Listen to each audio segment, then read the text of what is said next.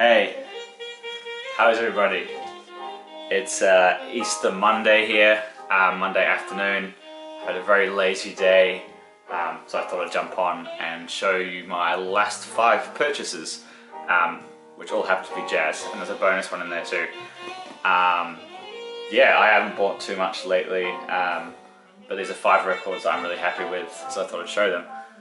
What's in the background, I may get stung on copyright, but this is what's in the background, just something that I bought years and years ago, and I've barely played it, so just giving it a revisit.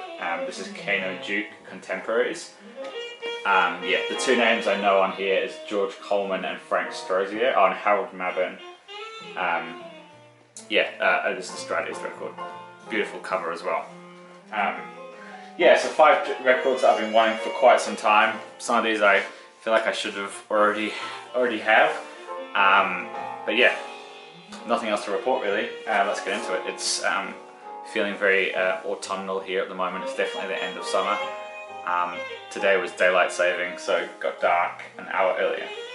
Now, the first record I've known about forever, and I have a regretful moment of not picking up a cheap copy once when I saw it, because I wasn't sure what it was, but I've been after it for quite a long time. I finally got it.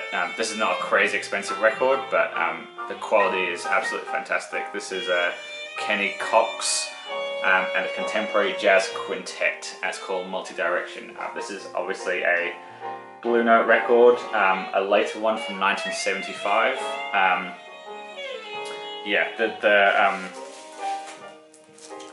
Show the label there. This is fantastic. It's a really strange, unusual record. Some of it starts out kind of really straight ahead and nice, and it sort of goes off into like really strange avant-garde territories.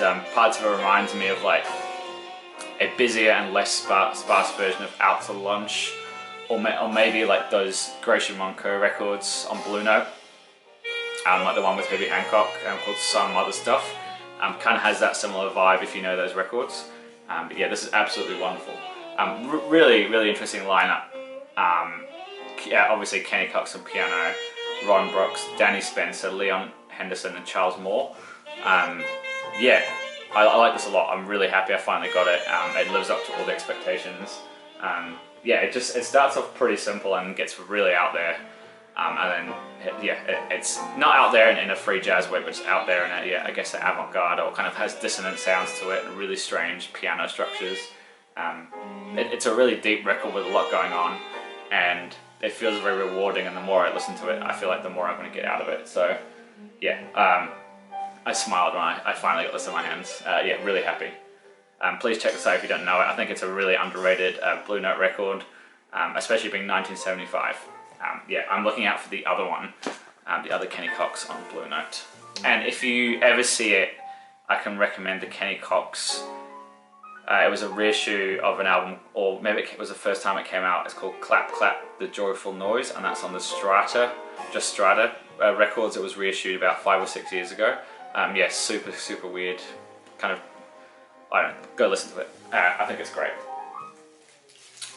Now, the next one, I used to have this, and this is the first and only time this has ever happened to me, I think, where I've lost a record and I cannot find it for the life of me, and I do not think I would ever have traded it, but it went missing in between my move from Melbourne to Wellington, and I can't find where it went, and I wonder if I took it to someone's house and left it there, or someone borrowed it.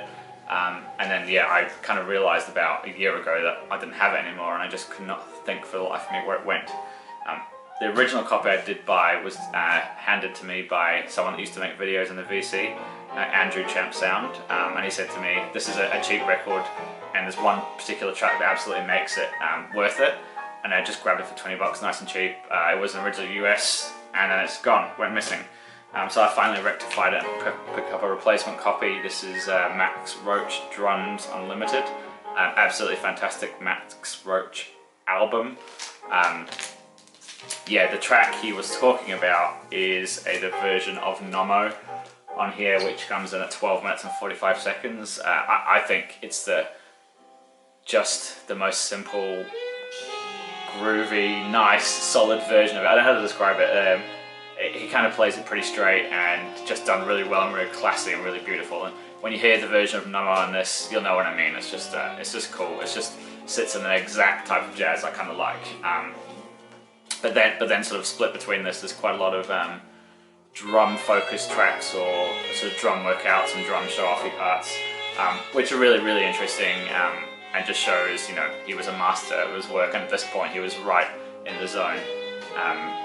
Yeah, it's super fantastic. So on here you have Max Roach, James Spaulding, amazing saxophone player, Freddie Hubbard, Ronnie Matthews, who I don't know, and Jamie Merritt on bass, who is an amazing bass player. Yeah, this is fantastic. I highly recommend it. I've been kind of getting back into Max Roach lately, and yeah, just feeling the groove. Fantastic.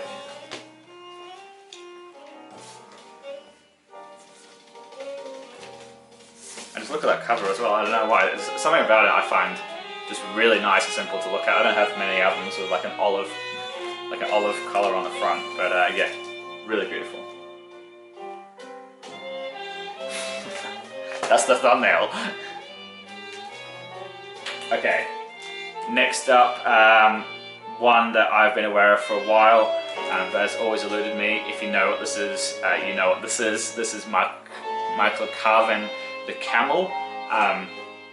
Yeah, amazing mixture of, I guess, there's sort of stuff that feels like it could be from Africa or like South African jazz, or has African, more of that sort of Cape jazz sound to it. There's bits here that are really, really blues influence, and there's a couple of tracks, especially the one just called The Camel, which is like a 9-minute track that sounds like it could be a Strata East piece from a Strata East record. It's absolutely wonderful.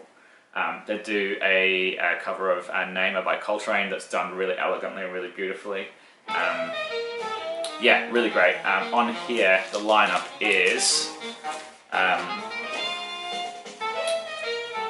you can see it for yourself, Cecil Bridgewater, Sonny Fortune, Calvin Hill, and Ron Burton as well. Yeah, this is really fantastic. Yeah, check it out. You might be able to find it for cheap in the US, I'm not quite sure, but this is originally on Steeplechase, and I think it came out in like '75. Yes, super beautiful. Check out the opening track, Oson, O-S-O-N.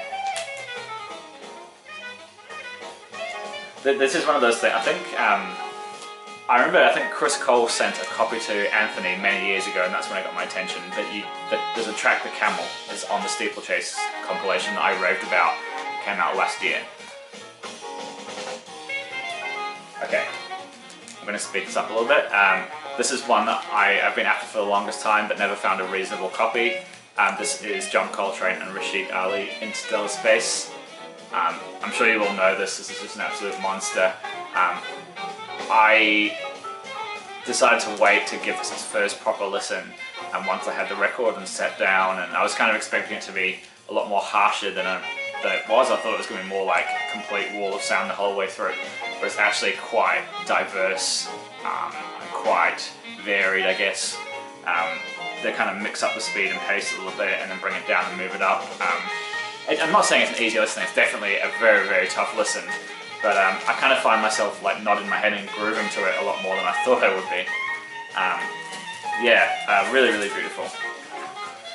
This is obviously where the two of them really do take off into the stratosphere and really push out the boat and really reach for space, I guess. Yeah, absolutely worth grabbing and hearing, and yeah, it's beautiful. I'm really happy to finally grab that. Okay, this is Music Inc. Live at Slugs Volume 1. Charles Tolliver, Stanley Cowell, Cecil McBee, and Jimmy Hops. This is a Japanese pressing on trio from the same year, I think 1972. Yeah, this is really, really, really beautiful live record. I think it's very powerful, but also very spiritual and delicate at the same time. It's split over 3 tracks, and they really stretch out. Over the 3 tracks, Drought, Felice Sete, and Oriental. For me, Stanley Cowell playing piano in here is a real driving force. They're just when they really want to push, they sound really heavy and grooving and I guess dominant, and then when they're stretched out, it sounds really beautiful and I guess delicate is a way to describe it. Yeah, I think this is a really wonderful record. I guess deep spiritual jazz is what you would call it. Yeah, it's really nice to hear these players in a live setting. Yeah, I don't know how to describe it than that. It just has a really nice live feeling to it. Yeah, fantastic. And then the last record is not a jazz record, but it's something that I've been eyeing off for a while. This is called 3 AM Spares. I don't know how I'm going to describe this, but it's basically a compilation of 90s electronic and dance music from Australia, which I don't know how to describe it. I'm a big fan of the label this is on, which is called Efficient Space. They usually have previously released sort of like post-punk and new wave oddities and stuff like that out of Australia. Just really strange, unheard stuff, kind of outside of music. But this is a company they put together. Basically, just weird music from what it would be like at 3 AM on a dance floor in Australia, I guess, but just a strange Australian music. There's there's lots of like dubby bits, techno bits, just kind of 90s dance music bits. Some of it sounds very dated, but it's super quirky, and the first time I heard this on Spotify, I kind of was put off by it, but over all the lockdown, I was listening to it a lot, like to the point where I reckon it could be my most listened to thing on Spotify.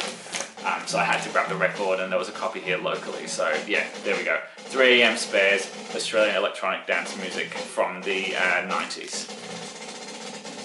I don't know if I can recommend it to a lot of you, but I think it's really great. Yeah, and it sounds wonderful. So there we go. Hope you're all doing well. Thank you for watching. I am going to go and have a cup of tea. Cheers.